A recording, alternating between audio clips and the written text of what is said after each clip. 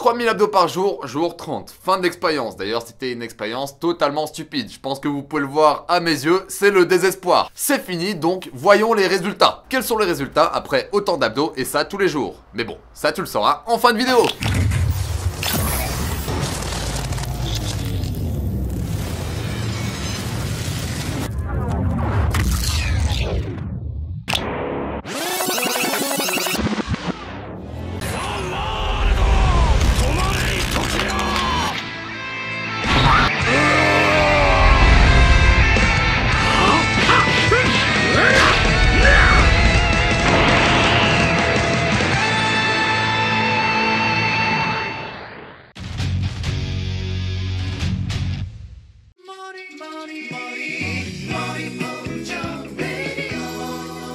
Good morning.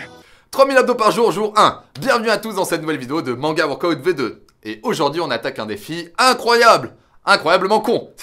Aujourd'hui, on va attaquer 3000 abdos par jour et ça pendant 30 jours. Histoire de voir les résultats sur un gars comme moi qui est assez sec de base, qui a un assez bon niveau et qui est en surplus calorique. Parce que bien entendu, tu peux avoir des abdos plus visibles si tu es en déficit calorique, mais qu'est-ce qui se passe si tu en fais beaucoup par jour et ça avec un surplus calorique? Donc voilà le résumé de cette expérience. Comment est-ce que j'ai eu une idée aussi conne? C'est simple. Je m'entraînais à la salle, je fais des abdos pour une fois, parce que j'ai la flemme, comme la majorité d'entre vous, de faire les abdos souvent. Donc je faisais des abdos et il y a un pote qui me parle des abdos de Ronaldo, qui me dit hey, tu devrais les faire tous les jours, regarde sur Ronaldo, ça a marché. Et c'est intéressant parce que dans les animés, les mangas, etc., il y a beaucoup de personnages qui ont ce genre de délire. 1000 pompes, 1000 abdos, etc. par jour. On parle de Rock Lee, on parle de Goku, on parle de Vegeta. Bref, les gros classiques. Donc on va voir si leur format d'entraînement marche. Quels peuvent être ces résultats? Enfin bref, comment rendre cette expérience qualitative? Comment voir si ça marche vraiment ou si ça marche pas du tout? C'est simple, il nous faut des éléments pour quantifier la progression ou la régression. La blessure, ça sera en fonction de mon ressenti. Pour être efficace à ce niveau, j'ai 3 outils. Je vois pas ce que je pourrais rajouter de plus pour vous donner comme données, mais donc voilà, j'ai 3 outils. Le premier, très basique, ça coûte rien, 1 mètre. 1 mètre. Alors, le mètre, à quoi il va me servir? Le mètre, il va servir à mesurer mon tour de taille et à voir si je prends au fur et à mesure ou si je perds. Alors, ça va pas dire si je prends du gras, je prends du muscle, etc. Mais on pourra déjà voir s'il y a une progression ou une régression. Donc actuellement, à combien est-ce que je suis? En ayant le ventre serré, le maximum, je suis à 80 cm. Et en contractant mes abdos en poussant, là, je passe à 85 cm. Donc, voilà les premières données. Deuxième outil super intéressant pour quantifier une perte ou une prise de gras. C'est tout simplement la pince adipeuse. D'ailleurs, chez MyProtein, c'est la meilleure que j'ai jamais vue. Sans déconner, c'est pas de la fausse promo, etc. Mais cette pince est super intéressante parce qu'elle a un repère qui va suivre la pince et qui va s'arrêter. Et en plus, lorsque tu pinceras ta peau, le truc va se verrouiller, donc c'est assez précis. C'est assez précis et là, tu peux vraiment voir de façon claire si tu prends du gras à tel endroit. Donc voilà, dans mon cas aujourd'hui, le pli s'est arrêté à 8 mm. J'ai pas forcé, j'ai pas abusé, voilà la donnée actuelle. Pour ceux que ça intéresse, les pinces adipeuses sont sur MyProtein pour vraiment pas cher. Et en plus, comme d'habitude avec mon code, moins 40% de réduction, code manga, lien dans la description. Foncez, c'est vous qui me mettez bien. Et le troisième outil que je vais utiliser, c'est, vous savez, vous connaissez tous les balances un peu spécialisées avec des poignées qui vont vous donner des rapports détaillés, entre guillemets. Bon, je vous le dis directement, c'est de la merde. Ce genre de machine, c'est de la merde et les données sont totalement faussées. Regardez chez moi, 90 kills pour moins de 7% de body fat. Croyez-moi, si j'avais ces stats, je pourrais me tatouer le MD dopé sur le front. Là, c'est que je suis clairement sur le contrôle Babidi. Mais je ne suis pas dopé, ce ne sont pas mes vrais stats. Je suis beaucoup plus gras, à mon avis, je dois être entre 10 et 11%, mais moins de 7%, impossible. Enfin bref, ces données, elles sont faussées. Mais par contre, ce qui est intéressant, c'est que j'imagine qu'on peut quand même s'en servir pour voir s'il y a une progression quelque part. Et pour finir le repère visuel, actuellement, je ressemble à ça. Avec toutes ces données, on pourra voir si cette expérience est utile, inutile, dangereuse ou pas. Bref, je me suis assez attardé sur le jour 1, on se revoit dans quelques jours. À la prochaine!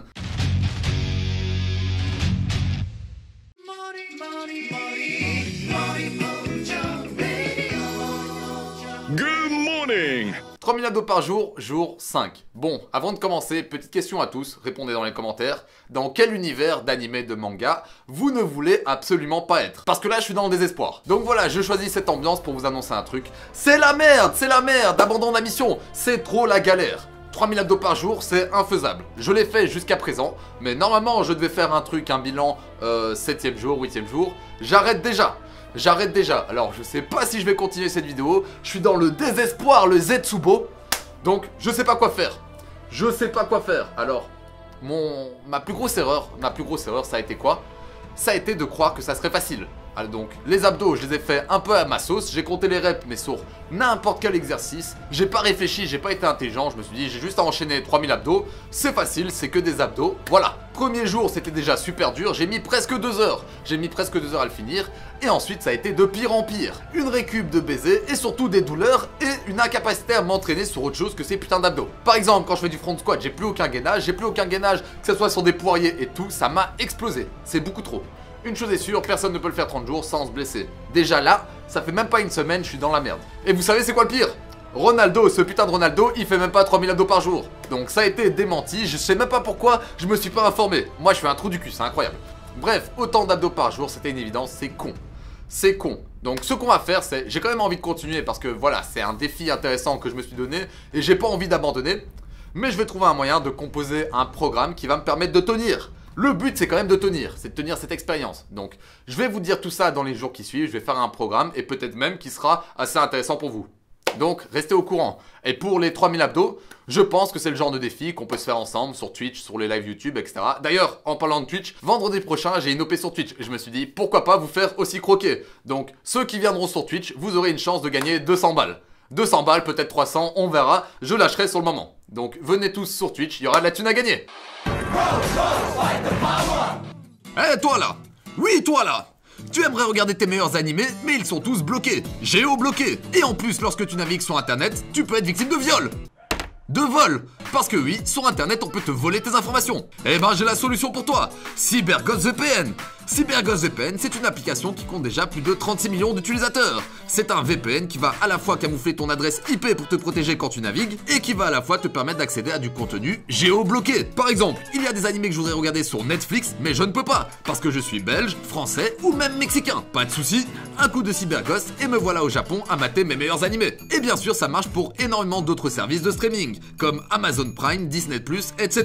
Donc voilà, il est assez simple à utiliser, il est compatible avec Windows, Mac, iOS, Android, Amazon Fire Stick, Linux et même les consoles de jeux. Donc si ça t'intéresse, il y a un lien spécial dans la description avec une offre à 2,75€ par mois. C'est même pas un grec, bande de gros sacs. Ok, ça c'était gratuit. Bref, 2,75€, 2,75€ pour te permettre de naviguer en sécurité et d'avoir accès au contenu géobloqué sur internet. Essaye et si t'es déçu, t'as 45 jours pour te faire rembourser.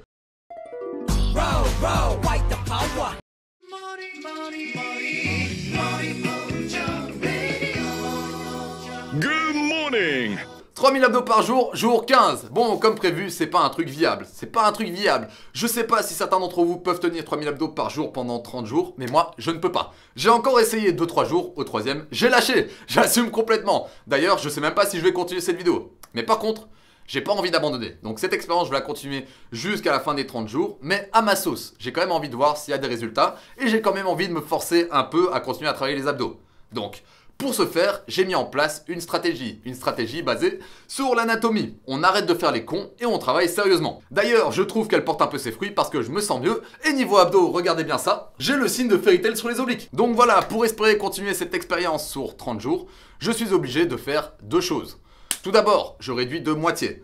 3000 c'est beaucoup trop, je l'ai dit, je n'assumerai pas. J'ai pas envie de me niquer, j'ai pas envie de me blesser, j'ai envie que cette expérience reste quand même agréable pour moi, même si j'en chie ma race. Et deuxième chose, on va travailler d'un point de vue anatomique pour pouvoir alléger certaines parties qui sont trop travaillées et répartir le travail sur toutes les couches des abdominaux. Donc les abdos c'est 4 couches. Tout d'abord la couche la plus profonde, le transverse. Donc le transverse, beaucoup de gens ne le savent pas, mais c'est comme une ceinture qui fait ton tour et qui quand tu respires se resserre. C'est un muscle qui intervient sur la respiration, la posture, etc. C'est un muscle profond que beaucoup négligent. Donc ça, on va surtout pas l'oublier pour nos entraînements. Ensuite, au-dessus du transverse, t'as les grands droits. Donc les grands droits, les classiques, la tablette de chocolat, tout le monde connaît, tout le monde les veut. Et au-dessus du grand droit, on a les deux couches d'obliques, oblique interne, oblique externe. Donc ce nouveau programme que j'ai mis en place pour pouvoir tenir les 30 jours, il se résume en 2 jours. 2 jours où on répartit le travail de sorte à permettre à certaines parties de se reposer entre guillemets alors que d'autres travaillent. Le premier jour c'est le plus dur, c'est le travail des obliques, du bas des abdos et des fléchisseurs de hanches. Donc tout d'abord pour les obliques, ce qu'il faut savoir c'est les obliques ils permettent les rotations de buste et ils te permettent de te pencher d'un côté à un autre. Donc 2 exercices assez simples qui vont me permettre de faire des longues séries. Et ensuite le travail du bas des abdos et des fléchisseurs de hanches. Parce que je précise, les deux vont toujours travailler plus ou moins de pair. À part si tu as une exécution hors du commun. Mais bon, personne ne l'a. Ça reste jouable. Donc le jour 1 c'est celui qui me fait le plus mal. Mais ça reste jouable.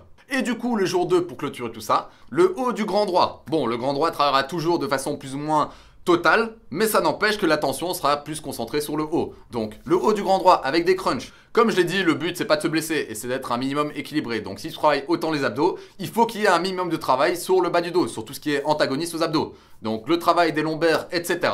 c'est une très bonne chose. Je le case avec plaisir dans ce programme. Et pour finir le jour 2, ça a l'air d'être une partie de plaisir, mais je vous jure que ça ne l'est pas. Des relevés de ventre. Je ne sais pas si c'est le nom, mais on va appeler ça des relevés de ventre. Vous vous mettez à genoux et vous relevez le ventre. Donc des séries de 50, vous allez voir, ça va vous taper. Je vais maintenir ce programme, on verra ce qu'il va donner dans les prochains jours.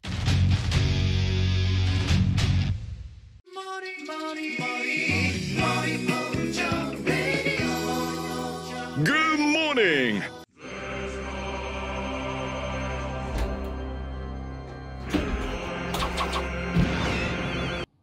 3000 abdos par jour, jour 21. Bon, je vous l'avais dit que j'avais pas tué mon Banzai. Il a survécu à l'entraînement. Regardez cette puissance. Cette puissance. Alors, il va continuer son entraînement et il deviendra encore plus gros. Je l'avais dit que ma méthode marchait. Tous ceux qui m'ont trash talk dans les commentaires, maintenant vous voyez le résultat. Bref, toi tu dégages, petite merde. On commence donc à arriver vers la fin de cette petite expérience. J'en ai marre. J'en ai marre, mais j'arrive à survivre.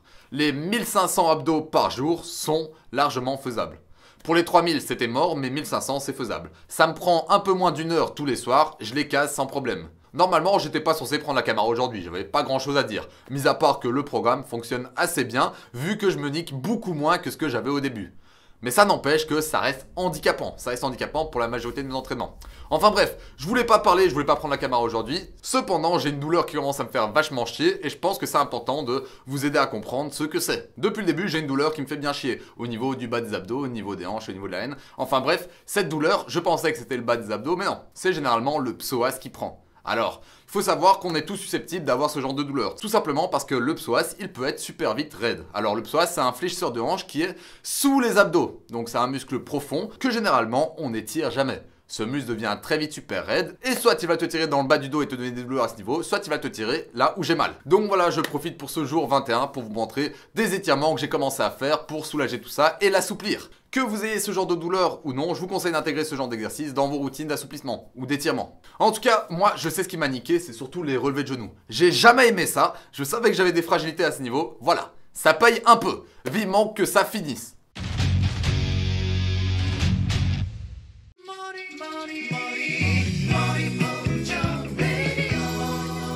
Good morning.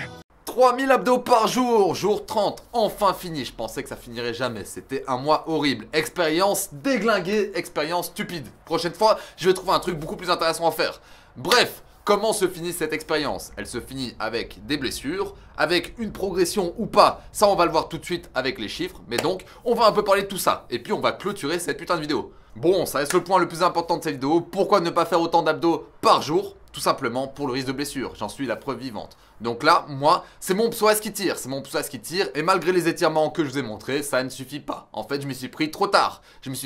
Donc je vais tout simplement voir un spécialiste, c'est un peu chiant. Mais je touche du bois, c'est pas trop grave, c'est même léger. C'est juste une gêne, j'ai juste pas envie qu'elle reste. Donc voilà, d'un point de vue ressenti, blessure, ça nous fait déjà un point négatif. Alors, est-ce que ça m'a permis d'être plus performant sur les abdos? La vérité, j'ai pas eu la foi de me tester.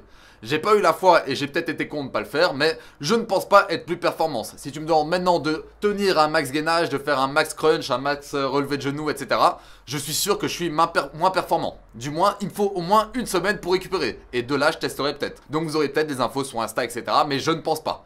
Honnêtement, je ne pense pas que ça m'ait permis de gagner en performance. Et si j'ai gagné en performance, c'est surtout pas en force. Et pour finir, le point qui vous intéresse le tous, bande de kékés, le point visuel esthétique. Donc on va se servir des 3 outils dont je vous ai parlé en début de vidéo. Au niveau du mètre, la différence est très légère, elle est limite pas quantifiable, c'est un demi-centimètre. Et encore, peut-être que je m'y suis mal pris le premier jour. Mais donc, la différence au niveau du mètre, presque pas. Mais aussi ce qu'il faut retenir, c'est que je suis sec de base au niveau des abdos. Donc là, c'était une évidence que ça allait pas gonfler ou ça allait pas rétrécir. Par contre, au niveau de la pince adipeuse, là, il y a une petite différence que je remarque déjà beaucoup mieux.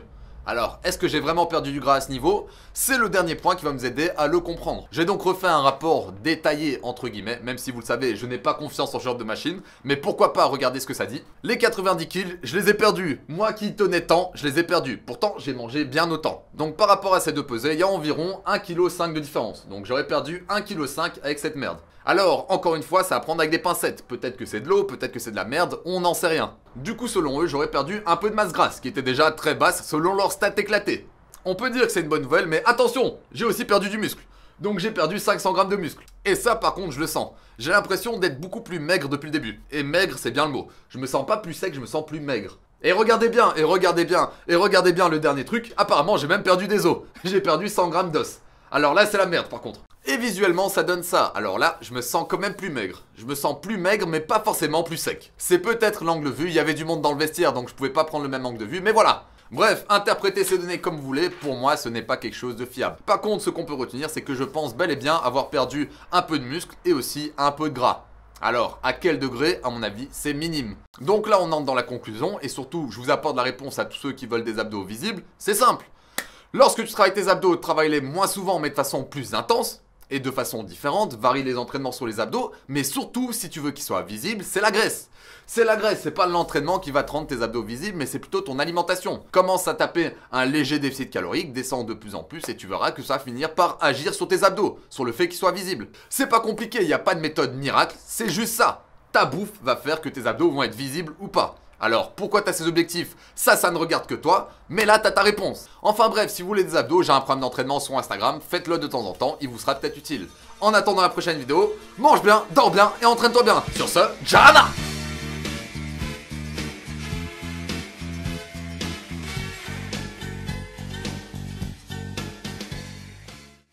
Dans les prochains épisodes de Manga Workout. C'est lors du prochain s'entraîner comme que Idris s'est donné pour objectif de réussir les entraînements de Naruto. Naruto, le très célèbre ninja. Dans le manga et l'anime, il va réaliser toutes sortes d'entraînements les plus incroyables les uns que les autres. Le souci, c'est qu'ils sont beaucoup trop dangereux et inhumains pour Idris. Va-t-il y arriver? Va-t-il se blesser? Quels entraînements va-t-il nous proposer? Vous le saurez dans le S'entraîner comme Naruto. Dépasser ses limites pour devenir plus fort et plus agile. Fais pas le crevard, abonne-toi.